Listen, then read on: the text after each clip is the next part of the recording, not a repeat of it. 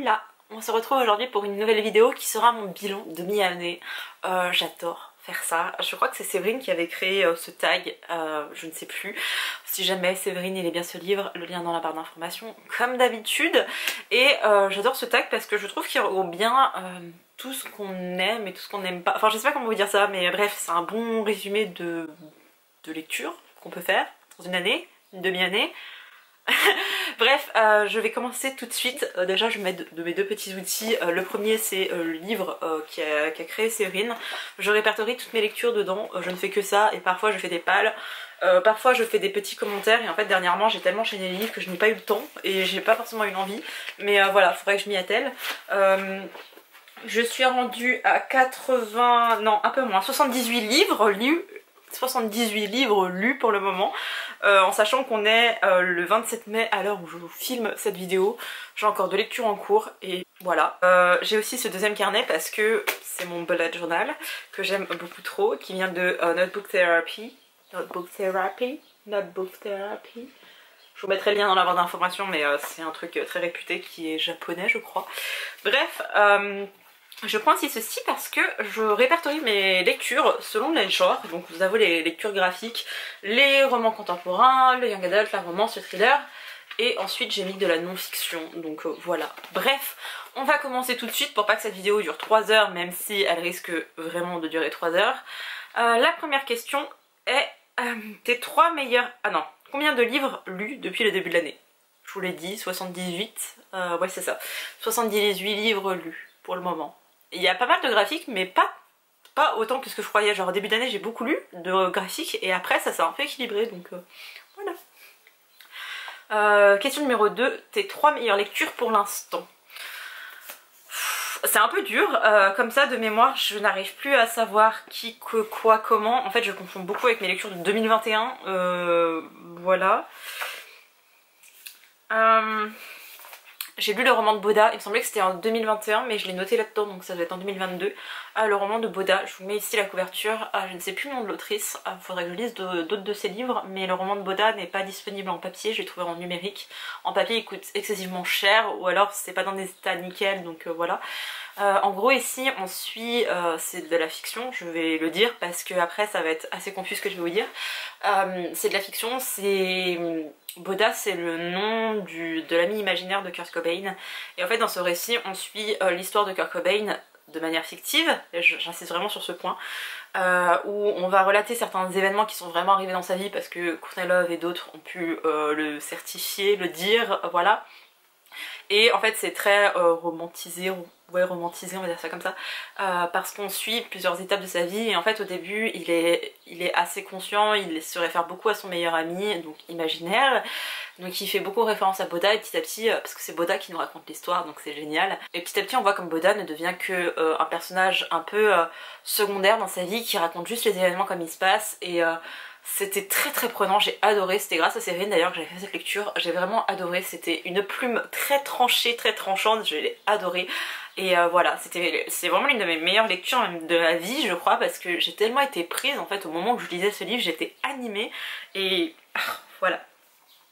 Je mets aussi ici parce que je l'ai prêté à mes mamans, Les Enfants du Silence de Kim Ji-yoon. De Kim Ji-yoon, pas du tout, de Ji Yong-gong. C'est une autrice que j'adore. Les Enfants du Silence, ça raconte l'histoire, c'est une fiction encore une fois, même si des éléments peuvent paraître réels.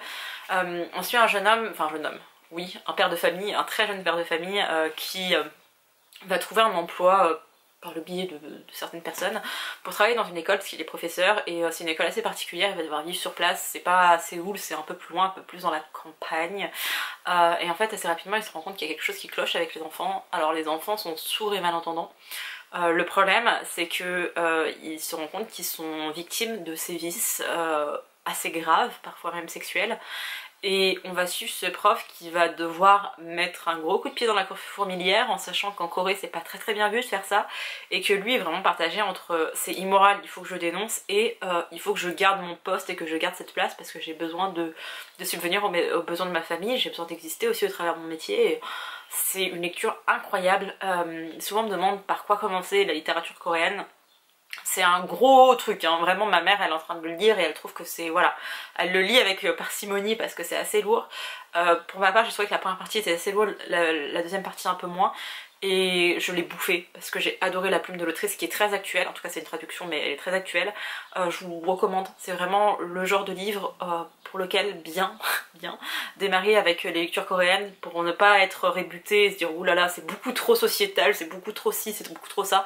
Là je pense que n'importe qui peut comprendre les tourments du professeur, tout ce qui se passe à l'école et tout ça, donc voilà, une merveille.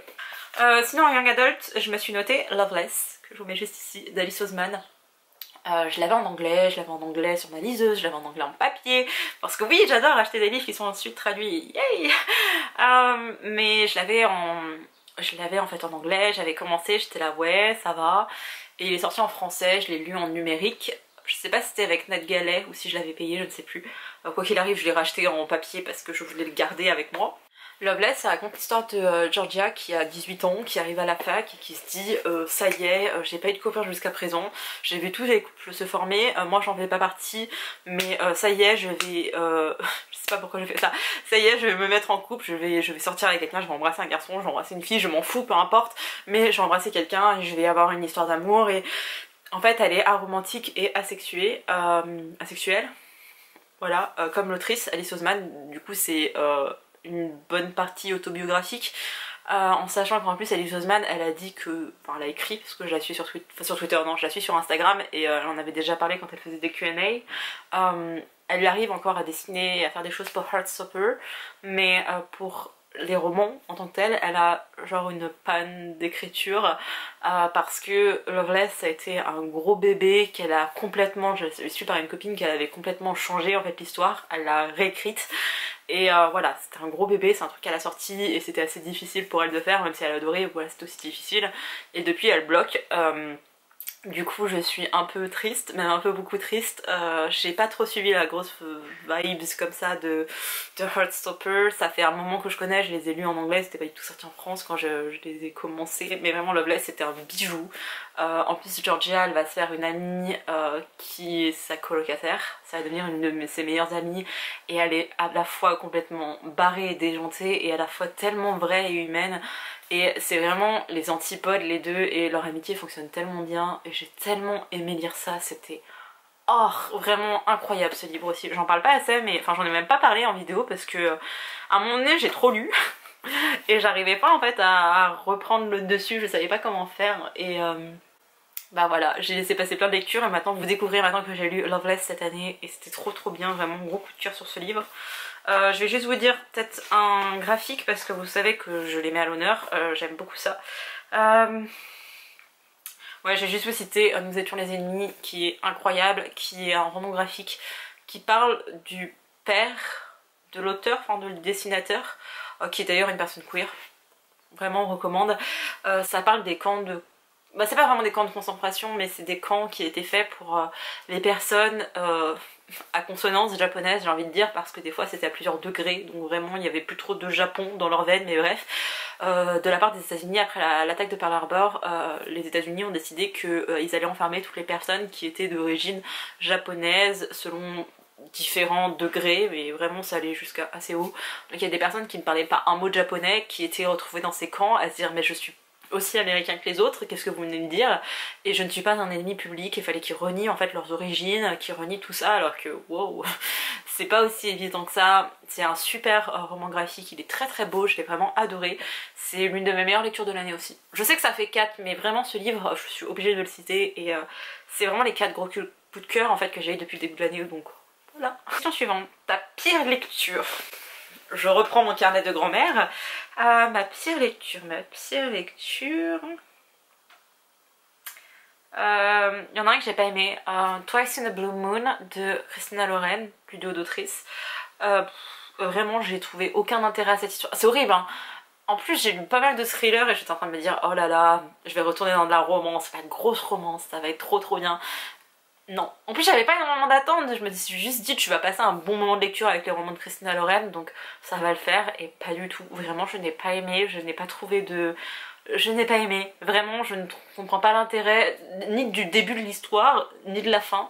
Et des fois, alors je sais pas si c'est la traduction qui fait ça, mais il y avait des phrases, je trouvais ça même un peu bizarre, formulé bizarrement. Enfin, en tout cas, les réflexions de la narratrice, je sais déjà plus son nom, de la fille, j'étais là, mais qui fait un blocus là-dessus? Mais vraiment, c'était, je sais pas, j'ai pas trop aimé. Code 93 d'Olivier Norek, je sais, je vais faire des... je vais m'attirer une vague de haine, vraiment, Code 93. En fait, Séverine avait reproché des choses aux Brumes de Kaplan, je crois que c'est ça le titre. Dans les Brumes de Kaplan, je vous mets la couverture ici, qui est le dernier roman de Olivier Norek, qui prend le héros principal de la saga Code 93, parce qu'il y a 3 tomes, et elle reprochait des choses au bouquin que moi je n'avais pas forcément vu parce que je ne connaissais pas ce héros de Victor Coste, c'est ça, je me souviens de son nom, faut quand même le notifier. Du coup je n'avais pas ces éléments là, et quand j'ai lu Code 93 j'étais là, mais en fait il y a les mêmes choses, il y a les mêmes choses, et c'était trop gros, et toujours de la surenchère. Il y a la BAC en même temps qui est impliquée, t'es là mais putain, mais la BAC la plupart du temps, enfin je suis désolée, mais moi au collège il y avait la BAC qui venait prendre des jeunes qui fumaient de la bœuf quoi, enfin à un moment donné du cannabis, c'est pas, voilà, c'est pas des grosses interventions. Après on dit oui on est dans le 9-3, ok, mais il y a pas non plus des meurtres tous les jours par des gens lambda quoi, enfin vraiment, il y a plein de choses qui m'ont dérangée, j'ai pas trop aimé. Qu'est-ce que j'ai pas trop aimé non plus, c'est tout hein. Franchement, il n'y en a pas tant que ça, il y en a qui ont été des lectures assez moyennes, mais c'était pas non plus mauvais. J'ai pas eu de vraiment mauvaise lecture en mode wow, c'est tellement nul. Si en ce moment je suis en train de lire, je l'ai mis en pause, je sais pas si je vais l'abandonner ou pas, c'est La Loi des lignes, je vous le mets ici. J'en suis à 50%, ce qu'on m'a vendu dans le résumé, ça n'a rien à voir avec ce que je lis. Et là on arrive à 50%, j'étais en mode mais qu'est-ce qui se passe en fait? Je l'ai tellement traîné parce que j'arrivais pas à le continuer. Je l'ai tellement traîné qu'à un moment donné je me suis dit mais c'est quoi déjà l'histoire principale? Et j'ai relu les trucs, j'étais ah ouais ok. Et voilà, je pense que c'est l'un des rares que je vais abandonner, c'est assez rare. Des fois j'aime bien même finir en diagonale, mais j'aime bien finir mes livres. Mais celui-ci c'est pas bon en fait. Et je me dis c'est peut-être la trad, c'est peut-être ci, c'est peut-être ça, mais... Rivage, ils font des bonnes traductions, je trouve, en coréen. D'habitude, ça le fait, mais là, cette autrice, ça le fait pas avec moi. J'ai vu qu'en plus, elle était assez connue et assez réputée, mais moi, non, je n'ai pas vu... Enfin, même le côté sociétal qui est vraiment assez lourd dans le truc, bah, il transparaît pas comme ça, donc... ouais, je pense que c'est lui ma pire lecture à l'heure actuelle. Ouais. Question numéro 4. Ta plus grosse déception? Je pense que c'est les nouveaux Calling Over, Corps et âme. Parce que je trouve qu'il y avait une énorme promesse. Et la fin, j'étais là... ouais. Colin Hoover, l'année dernière, il y avait Regretting You qui est sorti. Oui, c'est ça. Incroyable. Vraiment, je l'ai adoré. Je l'avais revendu depuis. Et je me dis non, Pauline, faut que tu le rachètes. Je sais qu'il est disponible en poche, donc je pense que je vais me le racheter en poche. J'avais adoré. On suivait à la fois une mère et à la fois sa fille adolescente. Du coup, la mère, on la suivait dans l'heure actuelle en tant que mère de famille, et avant quand elle était adolescente. J'avais adoré. Franchement, il y avait plein de trucs qui étaient relevés, j'avais adoré ça. Là, on suit une jeune femme qui elle a 18 ans, qui ne connaît pas du tout son père, enfin elle le connaît très peu, il s'est pas trop investi là-dedans, ses parents avaient juste couché ensemble, il l'avait quand même reconnu, au début il la prenait un peu pour sa garde en fait, et après il s'est complètement désinvesti, et elle aussi pareil, elle répondait plus au téléphone et plein de choses comme ça, c'était un peu des deux côtés, même si on est bien d'accord, c'est un parent de prendre soin de son enfant, mais bref, voilà. Sa mère était toxico, lui ne le savait pas du tout, il envoyait de l'argent tous les mois, sauf que sa mère elle le gardait pour sa drogue, enfin bref voilà. Sa mère va décéder, et en fait cette jeune fille elle va vouloir aller chez son père parce qu'elle n'a pas d'autre choix en fait, et elle va rien lui dire de tout ça, et elle va rencontrer un garçon qui habite en face de chez elle, et genre oh là là mon dieu, et en fait c'est le meilleur pote du copain de sa demi-sœur du coup, et j'ai adoré la demi-sœur, mais pareil elle disparaît un peu, et c'est très long, et le truc de l'amour subsiste toujours, continue toujours, je sais pas comment on va dire, dure toujours, non Colline, c'est non. Fais un truc un peu réaliste, donc ouais vraiment j'étais très déçue, j'adore Colin Hoover, et là de plus en plus il y a des titres qu'elle sort qui ne me plaisent pas, et je suis dégoûtée, vraiment je suis dégoûtée, et ça me dégoûte pas d'elle, j'ai toujours envie, là franchement en ce moment je suis à fond sur le BookTok anglophone, parce que Voilà, je peux pas vous expliquer pourquoi. En fait, je trouve que le BookTok France est très centré sur des créatrices de contenu, des influenceuses littéraires qui existent déjà, qui ont déjà des abonnés. Voilà, je suis moins fan de ça. Moi, j'aime bien découvrir des gens que je connais pas du tout. Du coup, je me tourne vers le BookTok anglophone et tout le monde me parle de Reminder of Him, Reminder, je ne sais plus. Bref, je mettrai la couverture ici. Tout le monde en parle. J'ai hâte qu'il soit traduit. Genre vraiment, j'ai hésité à me le prendre en anglais. J'ai vu le prix à Waterstone, j'étais là. 20 balles? Non. Mais j'étais à ça vraiment parce que il m'intrigue et en fait j'étais pas sûre, je voulais le prendre, j'ai lu le résumé, j'ai fait je sais pas, il y a beaucoup de gens qui ont aimé je sais plus comment dire en français, Corps et âme, et moi je l'ai pas fait, enfin ça l'a pas fait, du coup je me dis est-ce que celui-ci ça va le faire? Je ne sais pas, mais vraiment Colleen Hoover là j'étais un peu, ouais vraiment j'étais déçue. Les autres c'était genre oh c'est pas bon, alors oh je m'ennuie, mais là c'était vraiment genre oh.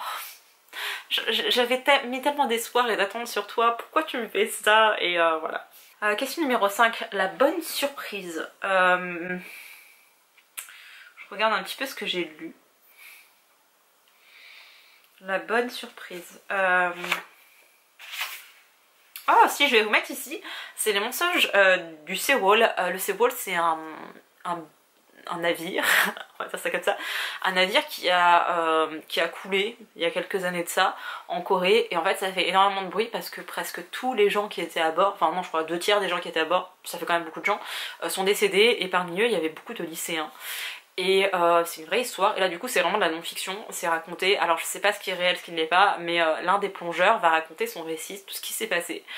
Je suis absolument pas amatrice de ça, sauf que ça avait été un coup de cœur pour la librairie Le Phénix, enfin pour les libraires de la librairie Le Phénix. Oui, il fallait que je casse quand même cette librairie incroyable que j'aime d'amour. Du coup, ça a été un coup de cœur pour elle, et j'ai été intriguée, et j'arrêtais pas de le voir, j'ai fait bon, allez, c'est bon, je le prends. Je l'ai bouffé. Je l'ai bouffé en très peu de temps, c'est un mélange de narration et de lettres au juge, mais beaucoup plus de narration, où on suit un homme qui va être appelé... enfin c'est un plongeur indépendant comme d'autres qui va être appelé pour intervenir là-bas, sauf que arriver là-bas c'est après une semaine du naufrage, et en fait on leur explique que clairement ils ne sont pas là pour récupérer des êtres humains mais pour récupérer des cadavres.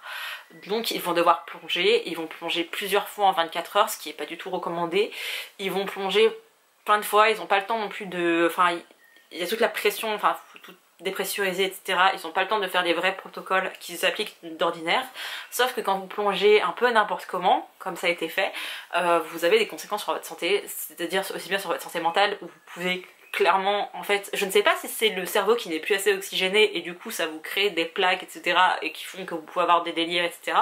ou si c'est vraiment... c'est tellement traumatisant que votre cerveau, à un moment donné, non, c'est pas possible. Je ne sais pas, je suis pas du tout calée en médecine, et en médecine marine, je sais pas comment on peut dire ça. Mais voilà, c'était hyper genre, wow. Même au niveau physique, ils expliquaient qu'ils avaient super mal, ils avaient des douleurs un peu partout. Bonjour mon chat. Merci de niquer mon cadrage. Moi aussi je t'aime. C'était hyper intéressant à lire, je ne connaissais absolument pas ce milieu, moi vraiment le plongée je ne connais pas. Et là j'ai découvert autre chose et c'était horrible, enfin c'était hyper traumatique pour eux de ça, parce qu'ils récupéraient des corps de gamins de 16-17 ans quoi. Et c'est hyper intéressant, mais c'était hyper genre wow. Et je m'attendais pas à autant aimer quelque chose comme ça, mais c'était trop cool. Donc voilà, je vous le dis. Question numéro 6, le dernier livre acheté ou SP reçu.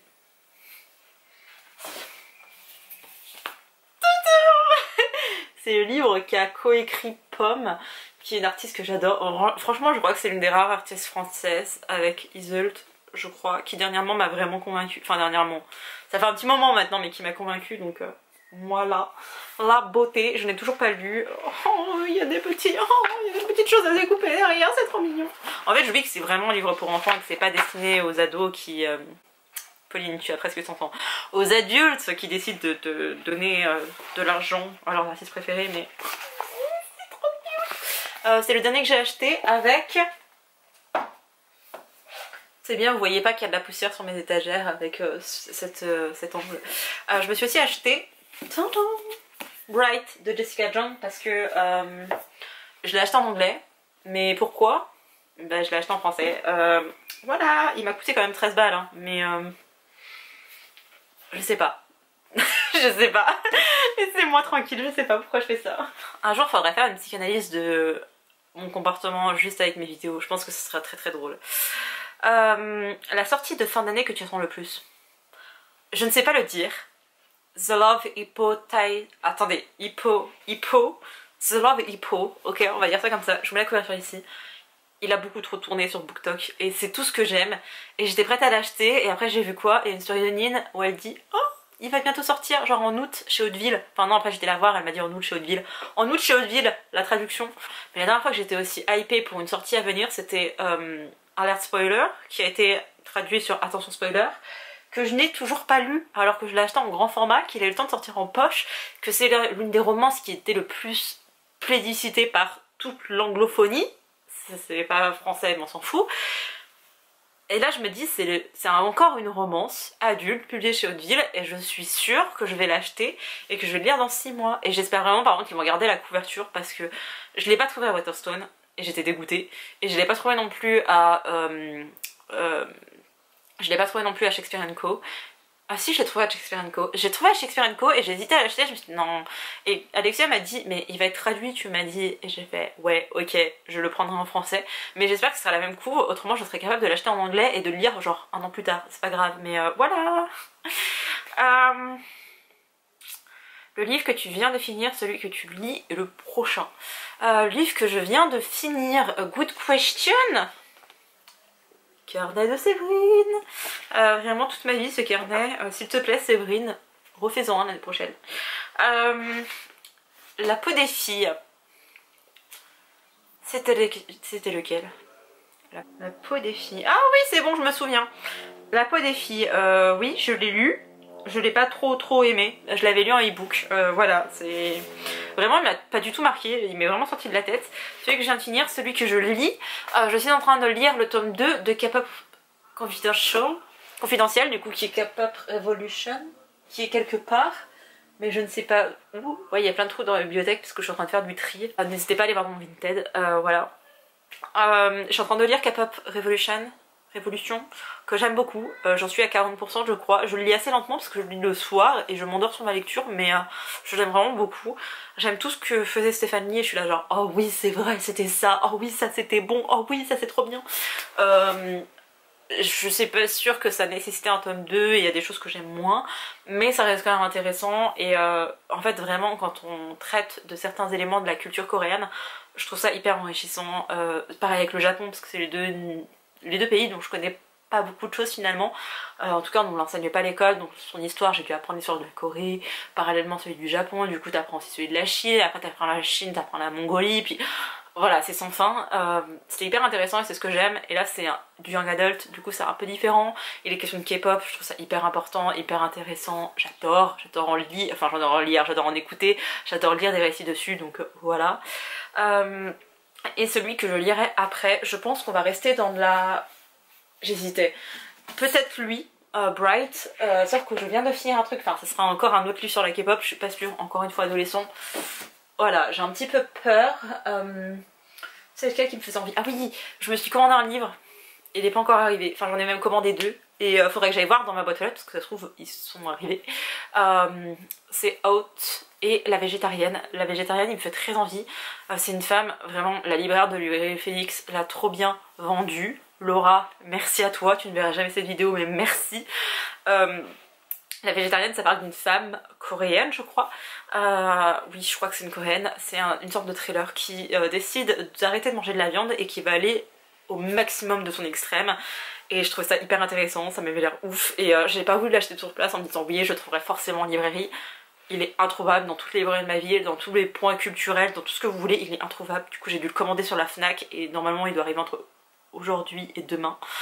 Ça m'arrangerait qu'il arrive demain. Non, ça m'arrangerait qu'il arrive aujourd'hui, comme ça je pourrais le lire demain. Ça va être un aussitôt reçu, aussitôt lu. Et Out, c'est un livre qui parle de plusieurs femmes, je crois que cette fois c'est japonais, qui parle de 5 femmes je crois. Il y en a une qui a commis un meurtre et toutes vont se retrouver impliquées là-dedans, un peu en mode Desperate Housewives mais version japonais. Et version, tu es censée être une femme, un exemple, un modèle, voilà, vraiment les femmes au Japon c'est un délire. Et tu vas faire quelque chose qui est complètement genre wow, meurtre.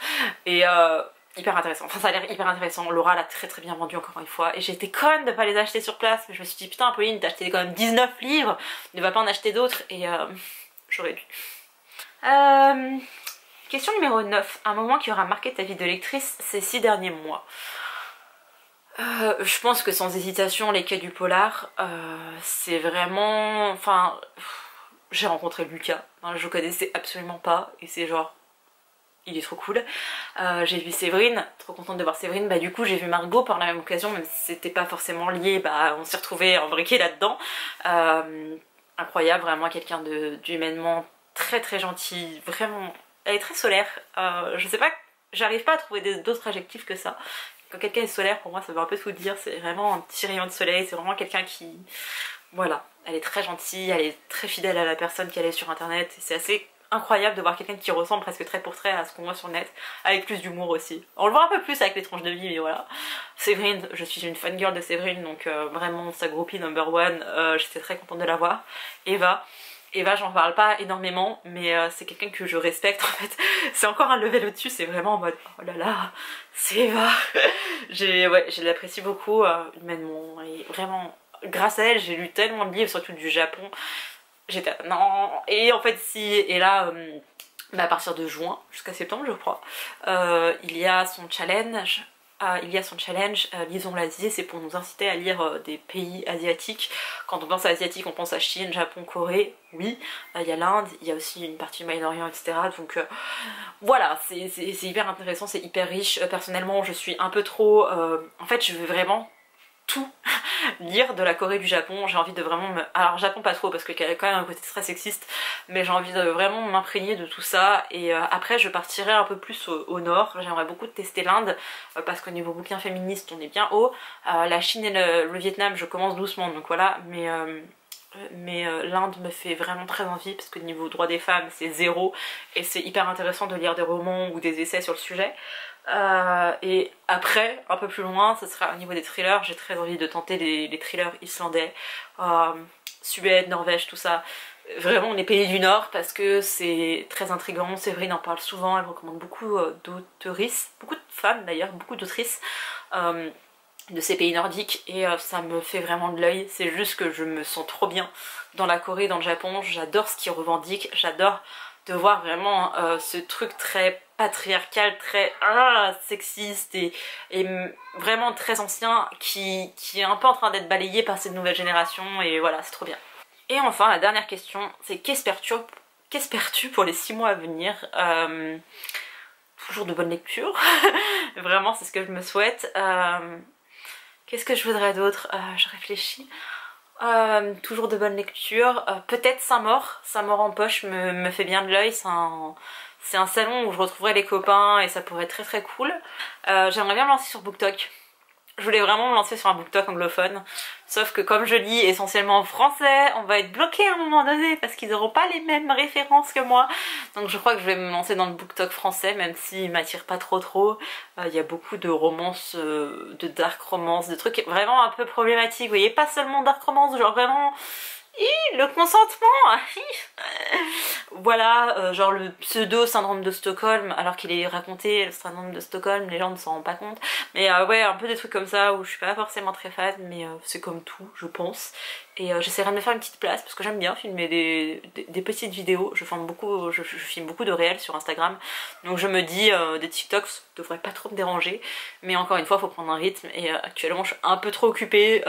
C'est toujours mon nouveau taf, je suis pas encore 100% à l'aise avec tout ce qu'il y a à faire, etc. Donc voilà, pour le moment je me laisse un petit peu le temps, mais d'ici la fin de l'année, ouais, j'aimerais bien, donc voilà. Et c'en est tout pour cette vidéo, j'espère qu'elle vous a plu. Si c'est le cas, n'hésitez pas à mettre un petit pouce en l'air, un abonnement, un commentaire, et moi je vous dis à bientôt pour une prochaine vidéo. Bye!